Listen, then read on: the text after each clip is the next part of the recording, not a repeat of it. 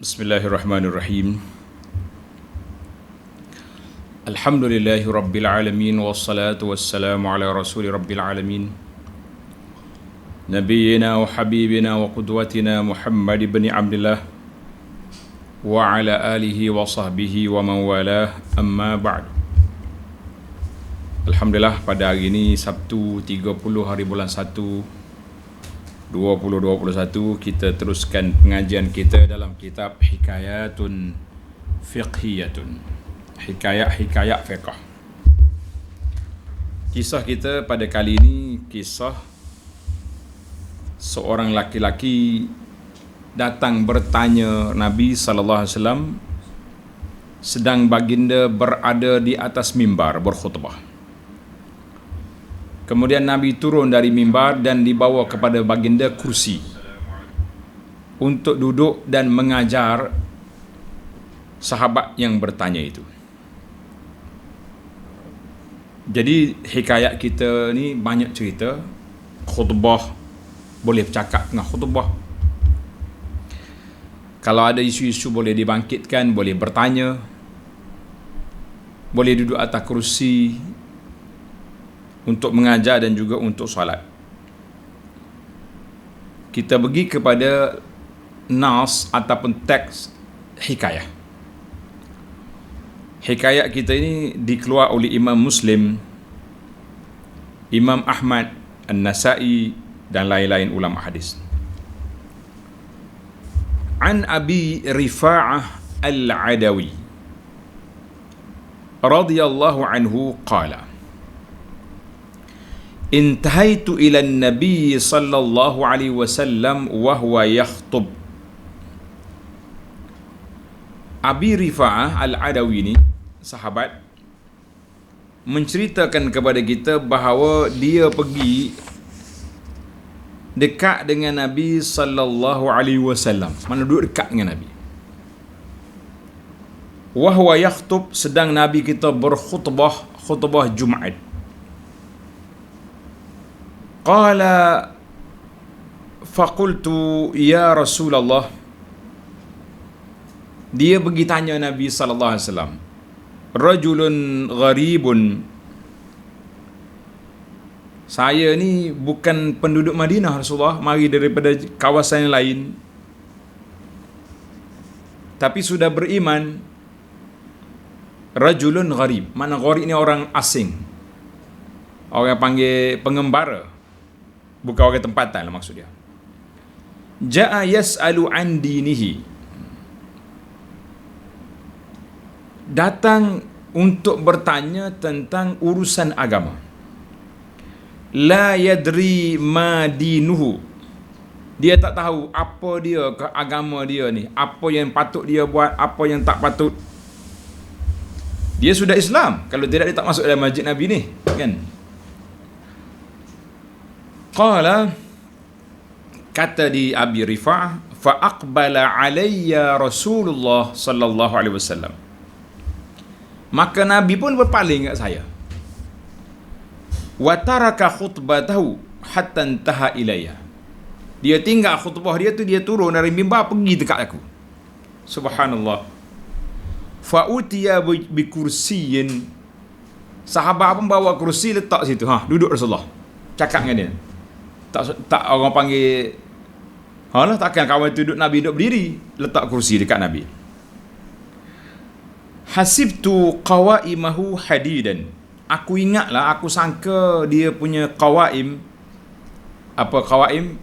Kaki kursi itu daripada besi. Qala Abi Rifa'ah, faqa'ada alaihi Rasulullah. Qala Abu Rifa'ah, maka Nabi sallallahu duduk atas kursi itu. Tidak kata Nabi kata Abi, duduk. Wa ja'ala yu'allimuni mimma 'allamahu Allah, Nabi kita sallallahu mengajar aku apa yang Allah Ta'ala ajar kepada dia.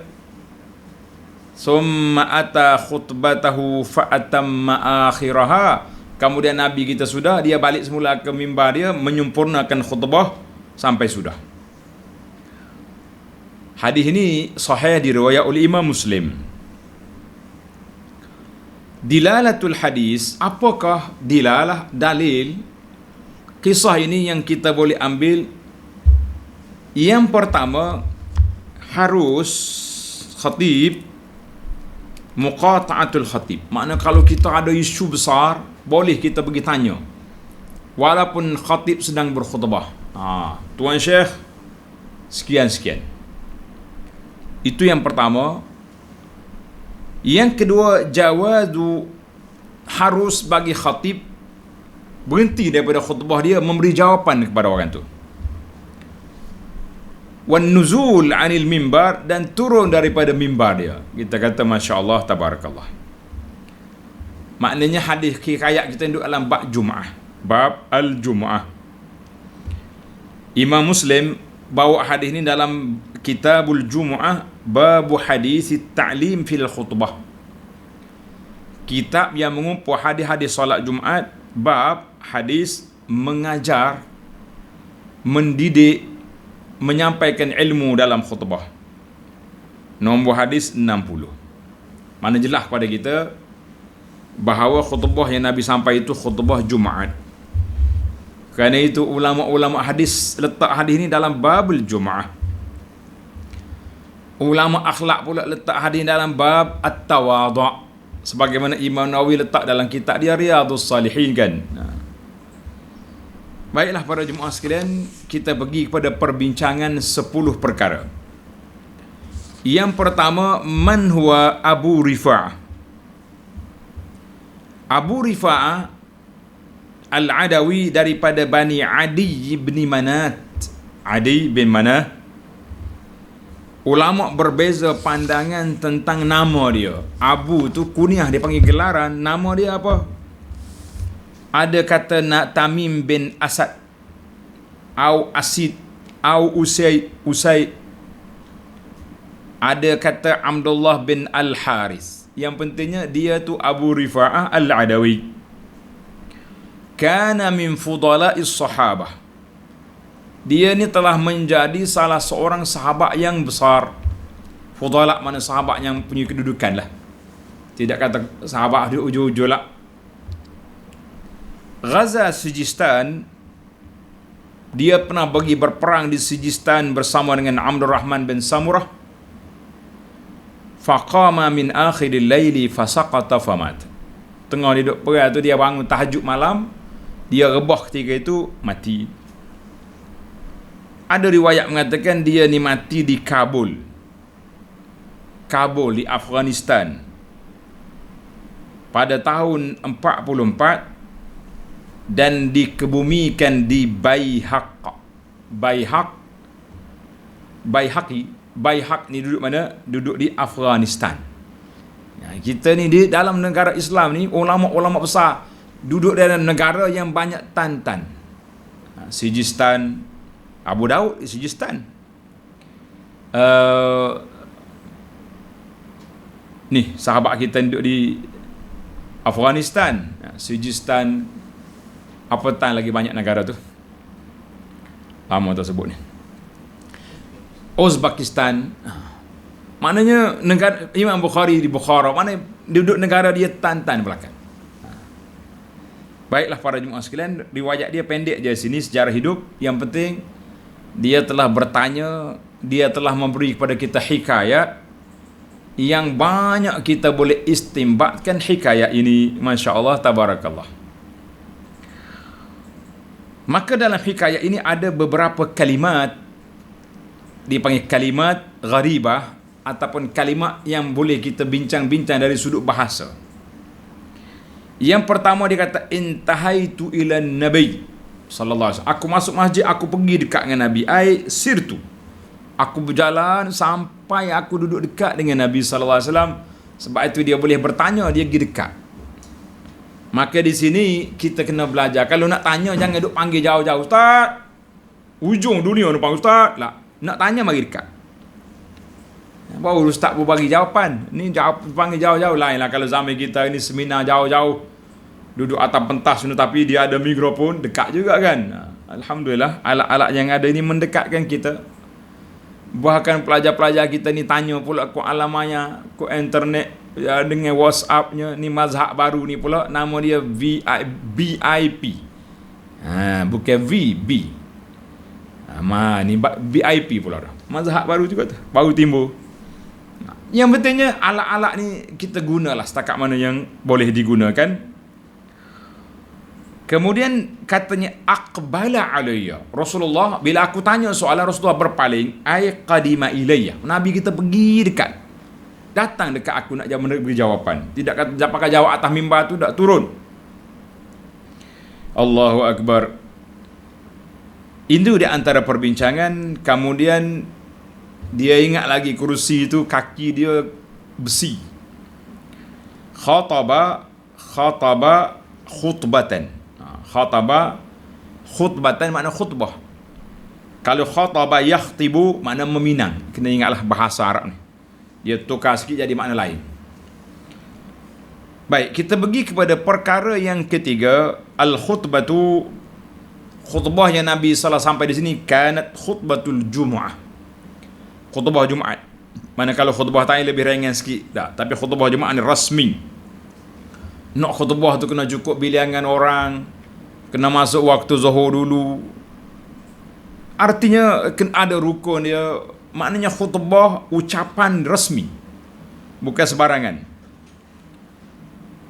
Imam Nawawi rahimahullah ta'ala menyebut dalam syarah Muslim, dia kata ihtimal mungkin khutbah bukan Jumaat, dan kemungkinan ihtimal khutbah Jumaat. Tetapi yang rajihnya, yang lebih kuat dari sudut faktanya, khutbah Jumaat. Kenapa? Ini dari sudut analisa. Imam Nawawi rahimahullah bawa analisa kepada kita, khutbah ini khutbah mana? Dia kata al-arjah, maknanya fakta yang lebih kuat khutbah Jumaat. Lish? Lianna man rawaha minal muhaddisin, ulama-ulama hadis telah meletakkan kita ini fi kitabil Jumu'ah. Dia tak letak dalam ucapan lain-lain, dia tak dalam ucapan Jumaat. Yang kedua, al-qa'idah al-fiqhiyah. Ni pelajar-pelajar kena tanda. Kaedah fiqh kata al-ihtimal, bila ada kemungkinan, yasqutu bihil istidlal. Maknanya kita pun nak boleh nak buat dalil dengan dia sebab kemungkinan kan.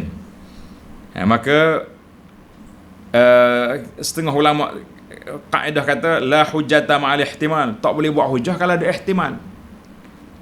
Iza tatarraqa ilaihi ihtimal saqata bil istidlal. Bila ada kemungkinan maka kita nak buat dalil dengan dia pun payah. Maka biasanya khutbah Nabi ni Jumaat. Kecuali sebuah khutbah raya disebut yaumul Eid, maka kita mengatakan khutbah ini Jumaat. Baik, itu belajar ilmu qawaid fiqhiyah. Menarik tuan-tuan. Yang keempat, nulahiz, kami perhatikan dalam hikayat ini sifat tawadhu' Nabi sallallahu alaihi wasallam. Falam yanhar ar-rajul. Nabi kita tak marah. Tunggu lepas ni lah, tunggu lah. Nabi layan. Bahkan turun dari mimbar, berjalan beberapa langkah pergi ke tempat Abu Rafi'. Itu menunjukkan yang pertama, tanda para pelajar, yang pertama tawadhu'nya Nabi sallallahu alaihi wasallam. Yang kedua, hifz, betapa semangat, betapa loba, betapa bersungguhnya Nabi sallallahu alaihi wasallam nak menyampaikan agama ini, dakwah ini kepada orang yang berminat, walaupun bersifat individu. Sebab orang tu mari tanya Rasulullah sallallahu alaihi wasallam, saya ni rajulun gharib, bukan orang Madinah, mari jauh mengembara nak tanya hal agama. Nabi kita turun pergi dekat dia, bagi. Allahu akbar. Kita kadang-kadang macam tu, kita kena belajar daripada Nabi sallallahu alaihi wasallam. Sifat ini kena belajar. Kadang-kadang orang tanya soalan tu pelik-pelik, dia tanya dalam soalan, dia dalam WhatsApp ke dalam apa. Ada kalanya kita boleh jawab spontan, ada kalanya perlu pada jawapan, perlu pada murajaah kitab. Lambat jawab lebih baik daripada menjawab tapi silap, kan? Jadi para jemaah pun janganlah menekan sangat. Ustaz ni saja dah 3 jam dah tanya soalan, belum jawab lagi. 3 jam baru lagi, kalau 3 hari tak jawab logik lah, kan? Kena bagi Masing-masing itu maaf-maaf lah, jangan duduk susah sangat. Maka Nabi SAW sangat bersemangat, balighu anni walau ayah. Nabi kata, sampaikan daripada aku walaupun satu ayat, maknanya sikit pun kena bagi tahu. Datang Safwan bin Assal radhiyallahu anhu jumpa dengan Nabi sallallahu. Dia kata, ya Rasulullah, inni ji'tu atlubul ilm. Ya Rasulullah, saya datang jumpa dengan Nabi ini nak menuntut ilmu. Maka Nabi sallallahu alaihi wasallam memberi jawapan, marhaban bi talibil ilm. Nabi kata, selamat datang wahai penuntut ilmu. Masya-Allah. Jadi kita hari ni pun kadang-kadang ana duk perhati 2-3 orang, para asatizah, para pendakwah yang beri ruang dan beri masa kepada orang masyarakat awam. Dia ada berbagai-bagai channel, dia ada Facebook, dia ada Telegram, dia ada WhatsApp, ada grup ni macam-macam. Dan dia suka sebar-sebarkan ilmu di situ. Kita pun belajar dengan orang-orang ini. Kita kata, kenapa? Ada seorang syekh bertaraf profesor dia di Mekah, atau seorang tu di Madinah. Kadang-kadang setiap hari dia hantar kita, dia masuk kita, ada daurah yang kita pergi, dia masuk, hari-hari dia hantar kata-kata hikmah, kata-kata ulama, nasihat. Kita kata, Masya Allah, Tuan Syekh ni dia aktif dengan ceramahnya, dengan mengajar pensyarah universiti, tapi aktif dia dalam menyampaikan ilmu kepada masyarakat. Maka kita para pendakwah ni kena belajar dengan semangatnya Nabi sallallahu alaihi wasallam, kemudian ditunjukkan oleh para doa sepanjang zaman. Biarlah kita kadang-kadang habis masa, tapi masa yang kita guna itu untuk manfaat umum, manfaat ilmu. Mudah-mudahan Allah Ja'ala jadikan masa yang kita gunakan ini salah satu daripada 3 perkara yang berpanjangan selepas kita tidak ada, iaitulah ilmun yuntafa'u bihi, ilmu yang orang mendapat manfaat daripadanya, insya-Allah. Mudah-mudahan para pelajar semua doakan dah supaya Abu Anas ni termasuk salah seorang daripada ustaz-ustaz, pendakwah-pendakwah yang semangat menyampaikan ilmu, dan ianya menjadi salah satu daripada aset besar selepas kita tidak ada, menjadi ilmu yang bermanfaat, insya-Allah. Baiklah para jemaah sekalian, kita pergi kepada cerita yang kelima. Isu netizen. Bahasa kita ni panggil netizen, orang ramai. Sewaktu Abu Rifa'ah ini datang, Nabi tengah khutbah, ya Rasulullah, saya nak tanya soalan. Dalam hadis ini, kan hadirun, orang yang sahabat-sahabat yang hadir dalam masjid, falam nara mu'taridan, kami tak tengok mereka membantah laki-laki ni. Dok pegang tangan, tunggu, Nabi duk khutbah. Ataupun isyarat, la. Ataupun bising-bising nak tolong jawab, tidak ada. Ini sangat penting. Sangat penting, sebab para sahabat radhiyallahu anhum, kenapa mereka diam sedangkan orang ini macam mengganggu Nabi sallallahu alaihi wasallam khutbah? Yang pertama, tuan para pelajar tanda, ini adab sahabat. Yang pertama, haibah. Mereka takut nak bercakap depan Nabi sallallahu alaihi wasallam. Ta'adduban bihi, beradab dengan baginda Nabi sallallahu alaihi wasallam. Yang kedua, soalan orang yang bertanya tadi sebenarnya ilmu untuk mereka. Sebab bila Nabi jawab, mereka boleh dengar semua. Bermakna ilmu itu bukan ilmu khususi, bukan ilmu peribadi. Ilmu itu untuk kita semua, kan?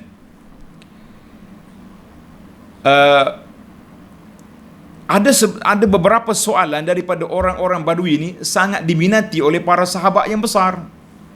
Kenapa? Sebab Sayyidina Abu Bakar, Umar tak akan tanya soalan yang remeh-temeh macam ni. Tak orang panggil tak logik nak tanya, tapi bila Badui mari tanya, sallallahu alaihi wasallam jawab, mereka menunggu. Allahu akbar. Contohnya, dalam hadis Anas, hadis ini muttafaqun alaih, anna rajulan, ja'a rajulun, ataupun kita halal hikayah, anna rajulan datang tanya Nabi SAW, mata sa'ah, ya Rasulullah, bila kiamat? Tuan-tuan bayangkan, soalan tentang kiamat, Abu Bakar sudah tahu, tak ada jawapan. Umar sudah tahu, Osman tahu, Ali tahu. Kalau tanya memang kena jelek mata lah kan. Apa kau tanya benda tak boleh tahu jawab ni? Tapi bila Badui tanya, mereka menunggu-nunggu jawapan. Sebab orang Badui ni soalan dia ikhlas, bukan provokasi, bukan mari nak, orang panggil nak manaskan suasana lah, tanya sungguh. Nabi SAW telah mengajar kepada kita soal balas lebih kepada berbentuk psikologi. Nabi tak marah. Nabi kata, Allahu Akbar, tanya soalan benda tak boleh jawab. Tanya soalan. Nabi kata, wa ma'adatalah, mu tahu kiamat ada, apa persiapan kamu untuk menyambut kiamat? Apa persiapan? Maka sahabat ni jawab, aku tak banyak persiapan, tapi inni uhibbullah wa rasulah, tapi aku sayang kepada Allah dengan Rasul sallallahu alaihi wasallam. Maka Nabi beri jawapan, anta ma'aman ahbabta, engkau akan dibangkit oleh Allah Ta'ala bersama dengan orang yang engkau sayang. Anas kata apa? Fama farihna bisyai'in. Tak adalah kami sangat bergembira dengan apa yang kami dapat hari ini, lebih daripada kami bergembira dengan jawapan Nabi sallallahu alaihi wasallam, anta ma'aman ahbabta, engkau dibangkitkan bersama dengan orang yang engkau sayang. Kita kata masya-Allah, semua para sahabat mendapat faedah daripada soalan Badui, daripada soalan laki-laki ni kan. Maka kita juga ana tengok, bila kita pergi dalam majlis-majlis ilmu, majlis dialog ke majlis apa, ada waktunya pengurusi buka ruang kepada masyarakat awam supaya ustaz bagi ruang kepada kita, kita boleh tanya soalan. 5 soalan ke 10 soalan ke sampai jam 10 malam ke dan. Jadi soalan yang ditanya, ada kalanya ramai orang nak tahu pun soalan tu.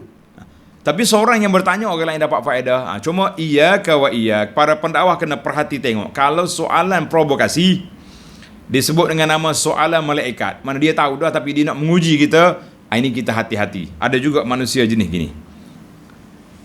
Maka kalau sahabat ini beradab, kalau zaman kita hari ni orang tanya bukan nak diam, tak, sama ada dia marah pada orang bertanya atau puak-puak dia tolong jawab. Belum ustaz jawab, dia jawab dah. Sama juga anda tengok dalam grup-grup mazhab wasafi kita ni. Dia masuk ustaz dalam tu, tapi kalau orang tanya soalan, dia jawab dulu pada ustaz. Kadang-kadang soal jawapan tu salah, tidak tepat. Marilah kita belajar dengan adab para sahabat, dengan guru. Walaupun guru kita bukan Nabi, tapi adab sahabat dengan Nabi, itulah adab kita dengan guru kita, insya-Allah. Baiklah para jemaah sekalian. Isu yang keenam, iza sa'idal khatibu 'alal mimbari. Apabila khatib sudah naik mimbar, maka tak boleh lagi kita solat sunat. Orang duduk dalam masjid baru nak solat sunat, la. Waharumal kalam, tak boleh lagi kita berbual-bual, bercakap-cakap sama-sama kita, tak boleh. Kerana waktu tu lahazatul insat, waktu tu waktu semua kena mendengar apa yang diucap oleh khatib dan mengambil faedah di antara dua khutbah itu. Kecuali bila khatib sebut nama Nabi, kita selawat secara perlahan-lahan kan. Yang bolehnya apa? Sekadar salat tahiyatul masjid, itu dibenarkan. Contohnya kita masuk imam sedang, khatib sedang berkhutbah, kita baru masuk masjid, terlewat, maka boleh kita solat tahiyatul masjid, tapi jangan duduk depan mimbar, ujung-ujung, solat tepi-tepi, solat secara ringkas je, 2 rakaat ringkas, kemudian kita dengar khutbah. Tapi kalau kita sudah dalam masjid, sudah masuk masjid awal lagi, khatib nak khutbah, kita bangun solat sunat, la, tidak dibenarkan. Kena ingat itu. Baik. Yang ketujuh, bila khatib mula berkhutbah, maka tak boleh lagi kita bercakap-cakap. kecuali mendengar kata-kata khatib. Ada pengecualiannya beberapa perkara di mana khatib boleh bercakap dengan orang, dengan makmum, dan makmum juga boleh bercakap dengan khatib. Ada contoh? Naam. Contoh yang pertama, Ja'a Sulaid al-Ghatafani yaumal Jumu'ah. Sulaid nama dia, Sulaid Ghatafani ni mari masuk hari Jumaat. Nabi tengah duduk khutbah. Dia masuk dalam masjid, fajalasa, pakai duduk. Sulaid ni pakai duduk ya, tak salat. Faqalalah, Nabi SAW pun bersabda kepada Sulaid, Ya Sulaid, qum farka' rak'ataini wa tajawaz fihima. Sulaid, bangun, salat 2 rakaat tahiyah dulu secara ringkas, mana jangan baca panjang, kemudian baru duduk. Ini khatib bercakap dengan siapa? Dengan makmum. Khatib bercakap dengan makmum.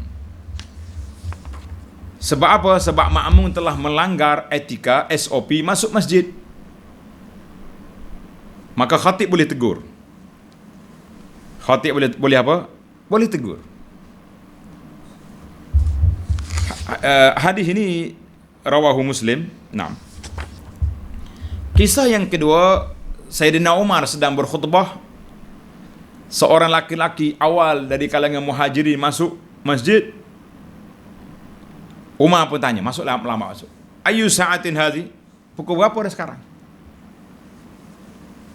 Kata di sahabat ini, aku tadi sibuk dengan keluarga aku, sibuk dengan kerja, balik-balik rumah tiba dengan azan, aku pun ambil wuduk terus datang.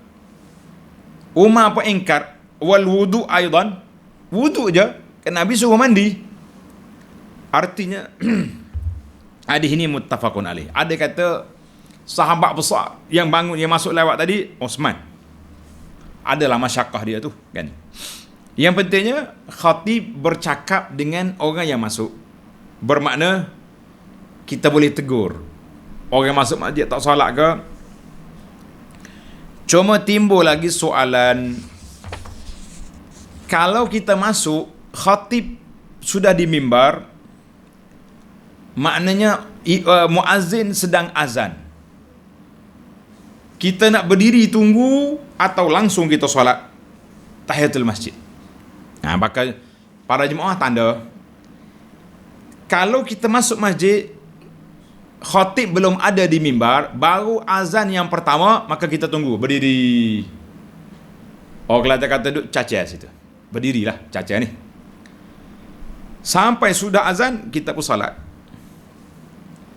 Tetapi kalau kita masuk, khatib sudah di mimbar, bermakna azan ini azan yang kedua. Maka jangan ditunggu lagi. Masuk, Allahu Akbar, terus salat. Sebab selepas azan, kita nak dengar khutbah. Itu perbezaan kan. Azan pertama tunggu, azan yang kedua salat. Yang anda tengok kawan-kawan kita, ada juga berdiri dia. Kita dah atas mimbar, nak bercakap masa tu orang duk azan. Kalau kita cakap, solat. Tak je. Tapi dalam khutbah kita maklumkan, saudara-saudara yang masuk lambat, orang sedang azan, solat je. Boleh. Baik, itu atas ke bawah. Sekarang ni kita nak dari bawah ke atas. Maknanya, khatib sedang di mimbar, makmum cakap. Ada beberapa isu, beberapa kes. Kes yang pertama, kes Pakcik Badui yang datang mengadu kepada Nabi SAW, Ya Rasulullah, halakatil amwal. Ya Rasulullah, kering kontang habis dah, kering dah, pokok-pokok rumput tak ada, kambing pun dah kurus. Minta hujan. Maka Nabi kita berdoa minta hujan. Minggu depan mari pula, Ya Rasulullah, tenggelam habis kampung, minta berhenti hujan. Ada. Boleh. Itu bang. Dan kisah kita ni, kisah Abu Rafi' ni. Nabi tengah khutbah, dia bercakap. Boleh. Dan beberapa isu lagi, kita ambil ringkas di sini. Artinya dalam isu ni harus bagi makmum bercakap dengan khatib sekiranya ada perkara yang diperlukan. Kalau tak ada perlu, jangan duk cakap. Pergi dekat khatib, khatib tolong maklum kan, khatib tolong maklum ya, dalam khutbah tu kita ada jual barang-barang makanan sunnah lepas solat ni di tangga masjid. Tak boleh. Khatib pun tak boleh juga cakap benda yang luar itu. Tak boleh. Tetapi sekiranya ada perkara penting, contohnya kita kata jiran masjid ni isteri dia nak bersalin, nak beranak. Ada kereta pergi parking depan tangga dia. Kita katalah kereta apa dia, nombor kereta sekian-sekian ABC 1, 2, 3, 4. Boleh bila datang holler surat kepada khatib, khatib emergency, ambulans nak masuk tak boleh, ataupun kereta nak keluar, nak bawa isteri dia ke hospital tak boleh. Maka ketika itu khatib boleh break khutbah. Tuan kereta ABC 1, 2, 3, 4, sela alih kereta anda kerana tuan rumah nak keluar emergency ke hospital. Boleh kita break. Tapi jangan pergi holler iklan lepas solat Jumaat pameran makanan sunnah 3 dalam 1 ada kat tangga. Maknanya nak isu-isu yang besar, khatib boleh berhenti dan boleh nyatakan. Itu yang pertama. Yang kedua, andainya khatib tersalah, salah fakta, salah maklumat, maka boleh kita tegur dia. Syekh, hadis palsu tu, contohnya hadis palsu tu, bagi tahu pada makmum ini hadis palsu. Hadis maudhu' contohnya, yang disepakati lah maudhu' dia tu. Kalau khilaf tu diam je lah dulu kan. Mana boleh kita tegur. Cerita pengarang kita ni, Haidar Kufah, dia kata satu hari aku pergi solat Jumaat. Ini menarik cerita ni, walaupun nampak macam nakal, tapi cerita ni boleh dibuat cerita. Seorang khatib khutbah atas mimbar, semangat dia. Hajaran Nabi sallallahu alaihi wasallam min Makkah ila al-Madinah fastaqbalahu an-nasara. Subhanallah, bitirhab. Nabi kita berhijrah dari Mekah ke Madinah, dia telah disambut oleh puak-puak Nasara berulang kali. Dia kata akthar min 5 marrah, lebih daripada 5 kali dia ulang Nasara. Syekh ni tak tahan duduk dah. Fakta saya lah, mana ada Nasara? Kalau ada pun Yahudi di Madinah, bukan Nasara kan. Syekh kata, ya waladi, ya khatib, bukan Nasara, istaqbalahul ansar. Tengoknya tukar boleh Nasara dengan Ansar. Masya Allah, tabarakallah. Walaisan Nasara. Barulah khatib penipal. Silap. Istaqbalahul al-ansar. Mana puak-puak Ansar yang sambut Nabi, bukan Nasara. Jangan main. Kita ni kalau baru belajar bahasa Arab ni kena betul dulu baris dia, kalau tidak sebut salah. Ana ingat dulu masa ana budak-budak dulu, kuatkan ceramah dulu, ceramah tentang asabiyah. Tahun 80-an dulu kuat lah kalau ceramah dengan asabiyah lalu, sebelum ada pakatan-pakatan ni kan. Jadi orang kata laisa minna man da'a ila asabiyah. Penceramah ni pula kata bukan dari kalangan kami orang yang dakwa kepada Abbasiyah. Kita kata Abbasiyah tu khalifah kerajaan Abbasiyah, bukan asabiyah.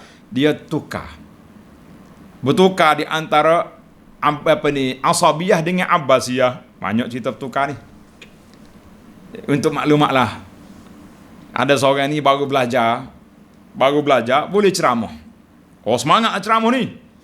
Tuan-tuan dan puan-puan, kita punya pegangan Ahlus Sunnah wal Jamaah ini 4: Al-Quran, As-Sunnah, Al-Jima', Al-Qiyas. Pening habis pala dia. Apa dia yang ketiga tu? Sepatutnya Al-Ijma'. Dia tukar muka, baru dengar. Yang kita kahak lain. Allahu Akbar, pening. Jadi kita hati-hati. Mana kalau khatib duk main lagu ni, khatib kata asah Ahlus Sunnah 4, iqra Quran, Sunnah, Jima', Qiyas. Kita dah tuan khatib Al-Ijma' kata. Lama kan pening pula orang, tak ada habis jemaah pakai nak balik pula. Mungkin nak jadi Ahlus Sunnah ni. Macam-macam. Baiklah, maknanya Kalau khatib tersalah maklumat yang agak fatal, yang agak berat, kita boleh tegur. Kita tegur dia, insya-Allah. Mula-mula perang Bosnia Herzegovina dulu. Oh, cerita. Imam-imam kita masa tu orang tua-tua khatib dah. Naik mimbar pula, dia tak baca, tak study dulu dia punya khutbah. Pakai ambil atas mimbar tu kau baca. Tuan-tuan, sekarang ini sudah berlaku pembantaian umat Islam di negara Serbia, Herzegovina, tak boleh kata. Duk main Jemaah ni sakit telinga dah. Jemaah pun tu jawab Herzegovina. Dia tu lagi, tak boleh nak jawab lagi. Herzegovina. Akhir kali bila jemaah kata Herzegovina, dia pakai ikut hatulah, pakai jadi tu. Maknanya kalau khatib lekat, boleh kita beri selesaikan dia punya maklumat dia. Baik. Panjang cerita. Kita pergi kepada cerita kita yang ke-8. Maknanya boleh kita hentikan khutbah seketika kerana benda yang besar-besar tadi. Dan kalau perlu, khatib boleh juga turun daripada mimbar seperti Nabi kita turun kepada Abi Rifa'ah tadi. Ataupun turun kerana masalah tertentu boleh. Contohnya Nabi tengah khutbah, Faja'al Hasan wal Husain. Cucu dia mari kedek. Budak baby. Nabi turun daripada mimbar, pergi ambil dua cucu dia, naik atas mimbar. Masya Allah, tabarakallah. Duduk dia. Nabi kita bersabda, sadaqallahu wa rasuluhu. Benarlah apa yang Allah Ta'ala sebut. Innama amwalukum wa auladukum fitnah. Kan? Harta benda kamu, anak cucu kamu itu ujian Allah Ta'ala. Aku tengok dua baby ni duduk kedek-kedek mari, aku tak tahan, aku turun ambil dia. Kita kata Masya Allah, boleh turun kalau perlu. Contohnya kita kata, kita tengah khutbah, ittaqullah, tiba-tiba mari angin kuat, terbang kita punya kertas khutbah, sudah. Khatib pula tak pandai nak irtijal, nak maka boleh kita turun pergi ambil kertas tu. Ambil kertas naik mula, boleh. Tidak kata, khatib turun mimbar, batal lah. Allahu Akbar, bolehlah kita ambil cerita. Para jemaah sekalian, yang ke-9 ataupun cermin mata jatuh ke? Tak. Cermin mata jatuh. Ataupun apa sajalah, yang penting ada keperluan untuk ia turun, boleh turun. Perkara yang ke-9, Nabi kita sallallahu alaihi wasallam dibawa kursi, baginda duduk jalasa, qa'ada alaihi, Nabi duduk atas kursi. Maka di sini kata di para ulama Islam, yajuzul julus alal kursi, boleh kita duduk di atas kursi dalam masjid indal hajah, kalau kita perlu. Contohnya kita bawa kursi untuk kuliah, kita duduk selo di bawah boleh, tapi kalau duduk atas kursi ni nampak semua. Terutama sekali kalau masjid dah besar, dah luas, kan, orang belakang tak nampak ustaz, nampak kepala, nampak ekor serba dia je, ngak tuan tak nampak, duduk atas kursi baik. Ataupun orang sakit yang tak boleh nak lipat kaki, sakit lutut contohnya, ataupun orang tua yang sakit pinggang, bolehlah kita duduk situ. Sama duduk atas kerusi kerana sakit, tak boleh nak itu, ataupun nak solat ataupun nak dengar ceramah, boleh. Tapi minta maaflah para jemaah sekalian, jangan bawa terlalu banyak kerusi ke dalam masjid. Sekarang ni ada pula program kerusi sandar, kerusi menyandar tu. Kita kata kalau tak sakit pinggang, tak sakit orak, duduk yang macam biasa. Orang zaman dulu duduk bersela yang mengaji, pandai pun. Tapi toke-toke zaman kita hari ni duduk sibuk dengan siapkan kerusi belajar. Lepas tu kat tambur kerusi dalam masjid, kan.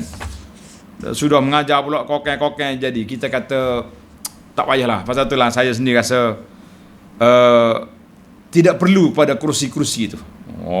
Dia orang penjual ni pandai dia buat iklan RM25, RM50 kerusi, waktu dia letak di masjid, letak situ. Kita kata untuk orang perlu je, orang tua-tua yang sakit pinggang, yang sakit tak larat, sakit belakang, bolehlah dia bawa kerusi. Ataupun sejadah yang boleh dilipat jadi kerusi, itu lebih baik daripada kita bawa kerusi yang tersusun. Kerusi itu tak perlu. Jadi janganlah pujak. Ni saya baca maklumat tuan kitab ni. Tuan kitab ni kata, saya bimbang kalau banyak kerusi dalam masjid, dia jadi macam ma'abid, macam tempat-tempat tempat-tempat agama lain. Agama lain itu dalam pusat ibadat dia banyak kerusi. Jadi kita tak mau kerusi banyak di sini. Ini Tuan Syekh kata, saya tak kita tengok dalam kerusi dalam tempat gereja dia kan. Maka usah dibanyakkan kerusi. Kita kata duduklah bersela. Cuma kerusi ni kita guna untuk Tuan Syekh dan beberapa keperluan lain, macam orang tua yang tak larat, yang tak boleh lipat lutut, yang uzur, kita maafkan untuk dia, insya-Allah. Sebab apa? Kalau kita duduk atas kerusi ni nampak relax sangat. Dia panggil nampak relax, bu'di anit tawadhu', dan jauh sikit daripada sifat tawadhu'. Syekh duduk mengajar, dia bukan duduk dengar molek-molek, duduk sandal, orang panggil relax, gitu. Padahal orang belajar ni, kalau ada rehat kat depan letak tulis, itu baru nampak talibul ilmi. Ni relax sambil-sambil duduk orang panggil peluk tubuh dah. Nampak tak bersungguh. Baiklah. Tapi saya kata tak boleh, cuma jangan dibanyakkan. Jangan jadi satu fenomena. Di kerusi di masjid kita kok penuh dengan kerusi lah. Di dewan tak apa kerusi, di masjid lah. Baik, yang terakhir para jemaah sekalian, sekarang ni satu fenomena, ramai juga orang yang solat di atas kursi. Maka orang yang betul-betul memerlukan, contohnya dia sakit lutut, tak boleh nak lipat, buat pembedahan lutut ke, sakit slip disc belakang, tak boleh nak tunduk, maka dibenarkan. Ataupun orang ni memang lumpuh, tak boleh nak berdiri, insya-Allah tidak jadi masalah. Tapi kalau orang boleh berdiri, dia duduk atas kursi, dia bermasalah sebab dia telah meninggalkan salah satu daripada rukun solat, iaitu al-qiyam. Hati-hati tuan-tuan dan puan-puan, jangan duduk semena-mena atas kerusi. Nak duduk atas kerusi, bawa kerusi, pergi tanya ustaz dulu. Level saya ni, level duduk atas kerusi ke duduk berdiri, ataupun tak perlu kerusi, kita duduk di atas lantai seperti orang tua-tua kita solat dulu. Sebab as-salatu alal karasi tidak ada dalam kitab-kitab yang lama, tak ada. Baru beberapa tahun ke belakang ini baru ada. Maka orang yang bawa kerusi, dia kena letak ni, tempat dia duduk kerusi ni sama dengan tumit orang lain, soft. Kalau kita berdiri, maka kerusi kita tu kita kena ke belakang kan. Kemudian kita duduk berdiri, kaki kita atas soft sama dengan orang lain. Bila kita rukuk sama. Bila kita nak sujud, kita kena tarik kerusi kita, letak di atas soft, punggung kita duduk di atas soft.